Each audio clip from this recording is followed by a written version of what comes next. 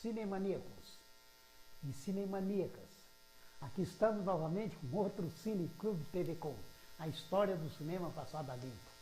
Nós temos o prazer de apresentar para vocês tudo aquilo que foi importante na história do cinema. Uma das coisas mais importantes da história do cinema, uma das coisas que ajudou a transformar a história do cinema, uma das coisas que mais encantou os espectadores de cinema, foi aquilo que se chamou efeitos especiais.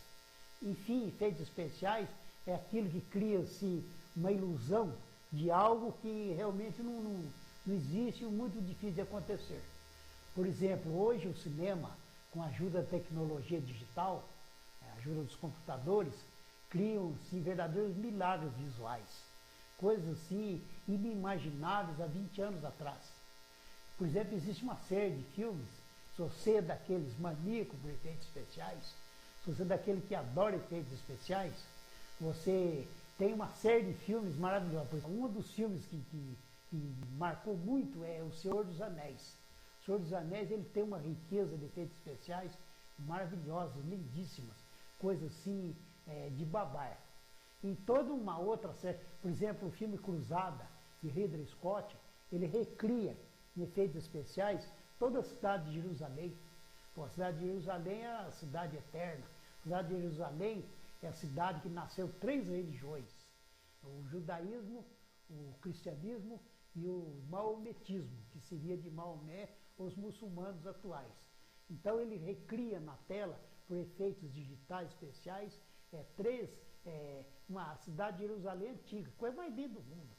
Então, não somente os Cruzados, e toda uma série de outros filmes que você fica abismado. Um dos filmes que eu gostei também, sinceramente, é um filme chamado Quarteto Fantástico. O Quarteto Fantástico foi criado por Jack Kirby e vários outros desenhistas na época.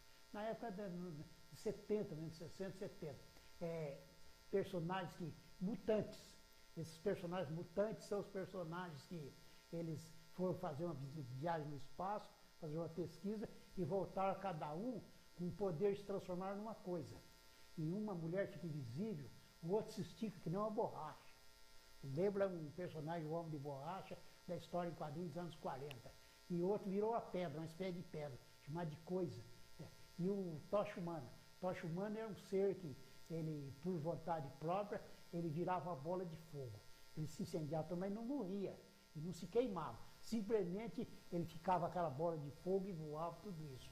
Eu tenho a lembrança, por exemplo, eu cresci, na minha infância, foi lendo as histórias do Tocha Humana, uma revista chamada Globo Juvenil Mensal e Gibi Mensal, Tocha Humana e Centelha. Esse personagem foi criado por Carl Burgos. Carl Burgos era um desenhista que desenhava com as 2 mãos.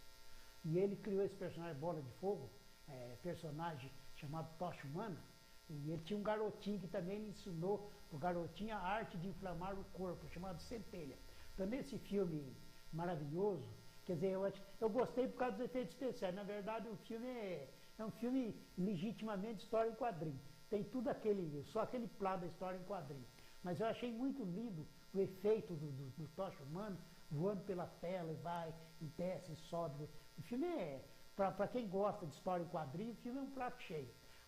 Eu, por exemplo, nos anos 40, quando eu era garoto, tinha meus 10, 12, 13 anos, que eu via no gibi aquele homem inflamado, cheio de fogo, voando pelo espaço, eu jamais imaginei que um dia eu ia assistir a minha vida. Eu devo agradecer a Deus por isso, né?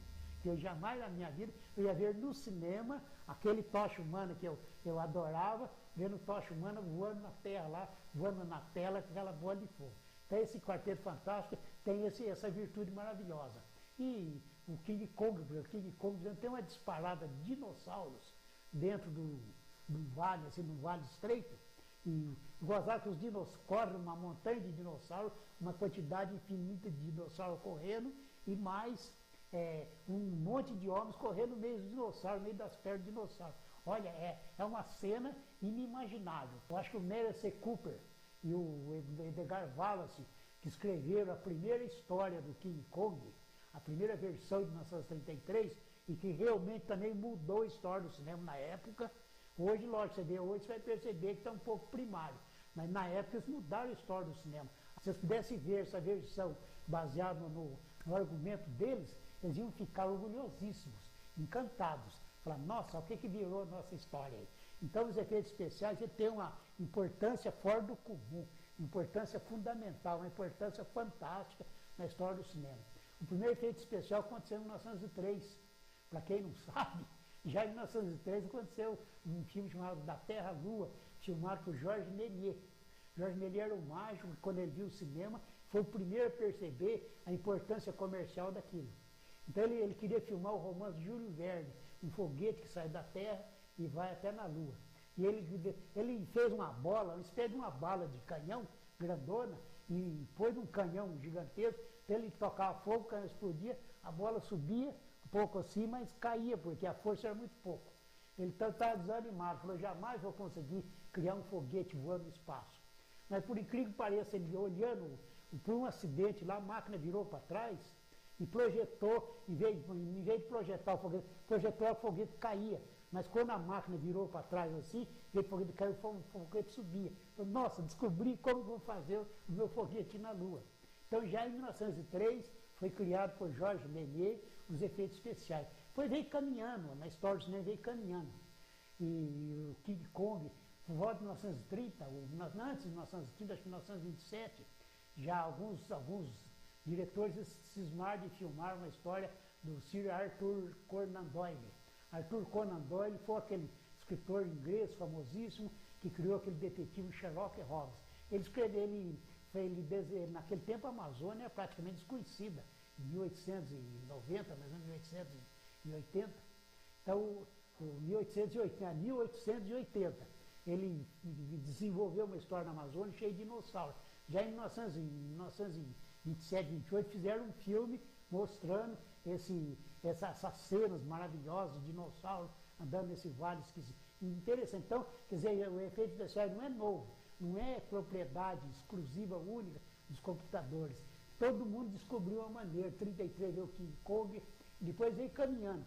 Mas em 1940, eles realmente assombraram o mundo.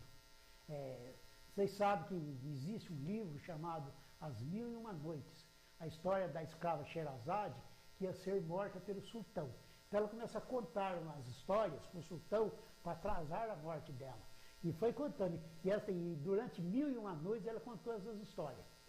Contou 1001 histórias durante 1001 noites para salvar a vida dela. E depois de 1001 noites o sultão achou que seria besteira matar ela. Já que ela é uma mulher tão inteligente, sabia contar histórias tão maravilhosas, devia viver. E uma das histórias que a Sherazade conta é Ali Babá, os 40 ladrões. Aquelas lendas do Oriente. Lá. Essa Bagdá e essa cidade maravilhosa, esse Oriente de sonhos, foram descritos nesse livro Mil e Uma Noites, e o Alexandre Korda. Alexandre Korda é um produtor inglês. Ele falou, eu vou filmar isso. Eu quero filmar com todos os detalhes maravilhosos. E em 1940, ele já filmou, fez um filme assim, que marcou profundamente a história do cinema. E hoje está considerado como uma das mais belas obras, e ele fez efeitos especiais tão perfeitos que você olha assim, você não percebe direito. Então, eu vou mostrar uma coisa para vocês. História de um sultão que ele é expulso, fugiu, depois, enfim, toda aquela briga, e no fim eles voltam lá para recuperar o trono dele. O filme é lindíssimo. O filme é aquele filme que enche os olhos da gente.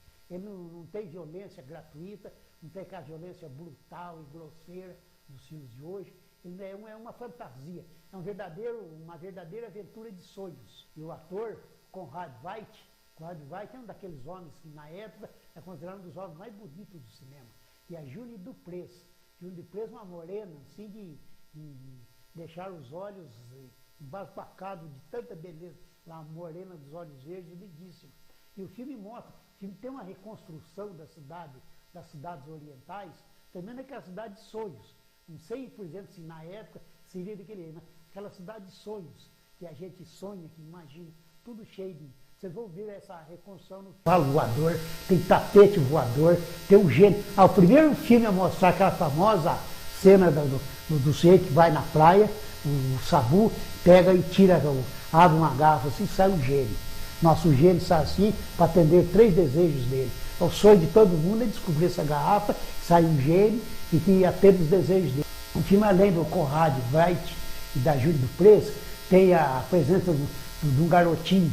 Na verdade, não era bem um garotinho, talvez já tivesse um adolescente, uns 16, 17 anos, chamado Sabu. Sabu era indiano, ou hindu, como seja, nascido na Índia, e depois, por algum motivo, ele veio parar na Inglaterra e se tornou um dos atores mais prestigiados do cinema. Ele trabalhou em tantos filmes, ele era o ídolo da molecada dos anos 40 e parte dos anos 50. Além desse filme O Ladrão de Bagdá, ele interpretou também Mowgli, o Menino Lobo, que era uma história escrita por Rudyard Kipling. Rudyard Kipling foi um funcionário inglês, que na Inglaterra a vida inteira.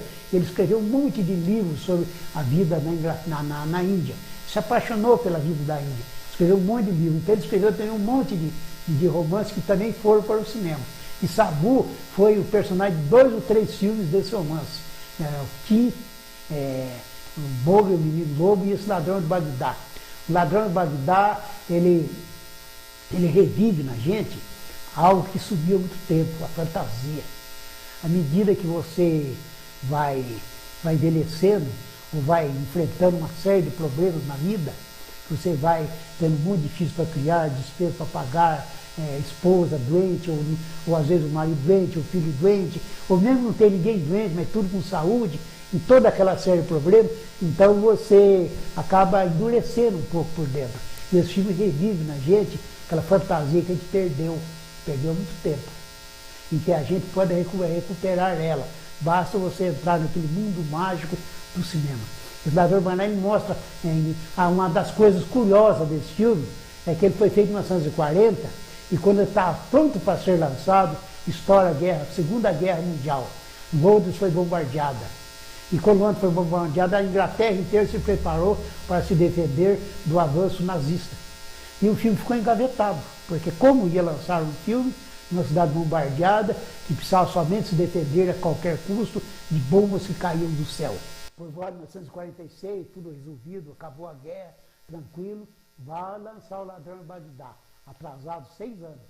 Mas olha, imagine, a hora que o filme apareceu no cinema, um povo cansado de guerra, um povo passou fome, frio, passou dores, muita gente machucada, muita gente queimada, muita gente aleijada, tudo isso. Então, um período de dores, muita dor, muito desespero, muita agonia. Parece um filme desse na tela do cinema. Aquilo foi um refresco maravilhoso, um refresco gostoso. Então, o cinema entupido de gente. E durante 10 anos, o cinema veio entupido de gente para assistir esse filme, O Ladrão de Bagdá. Eu não sei se esse filme foi lançado em DVD ou em vídeo no Brasil. Eu sei que esse filme ele foi lançado numa coleção lançada por uma produtora espanhola, que ela lançou 40 filmes, os grandes filmes da história do cinema, 40 obras-primas do cinema. E nessa coleção, O Ladrão de Bagdá foi lançado junto. Então vocês vão ter o privilégio de ver agora uma pequena cena, nós não podemos passar muito, né, sobre dessa cena maravilhosa, do Ladrão de Bagdá. Vocês vão ver assim, a cidade lá, vai ter a cena da cidade de Bagdá, coisa mais linda do mundo, que é a cidade dos sonhos, a cidade da aventura, que é a cidade que todo mundo sonharia em morar lá. Baghdad, city of magic. Baghdad, where breathtaking miracles leap before your eyes.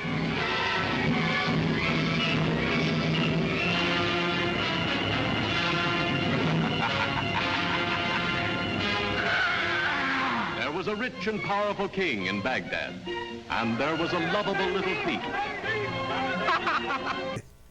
A todos agora, muito obrigado e até o nosso próximo programa, se Deus quiser.